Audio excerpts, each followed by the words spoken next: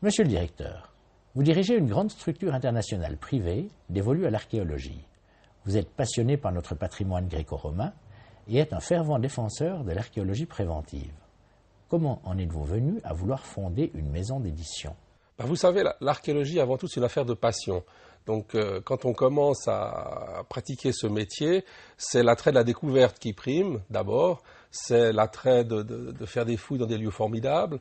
Mais très vite, après quelques mois, même quelques années, c'est de pouvoir communiquer ce savoir aux autres, au public. Et pour communiquer ce savoir, il n'y a pas 36 façons de le faire. On peut utiliser la caméra, le film, la radio, mais aussi et surtout les publications, les catalogues, les brochures, les revues.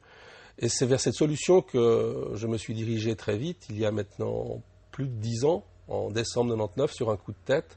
Nous avons décidé de fonder la maison InFolio pour pouvoir satisfaire à ce besoin, qui était de livrer nos découvertes au plus grand nombre. Mais lors de la création de cette maison, nous ne nous sommes pas arrêtés à l'archéologie. Très vite, on a commencé à publier des livres d'architecture et puis des catalogues de musées.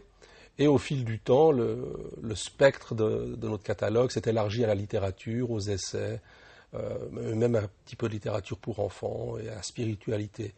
Donc vous voyez, le catalogue est relativement riche puisque maintenant, depuis on va dire 11 ans, il comporte plus de 300 volumes.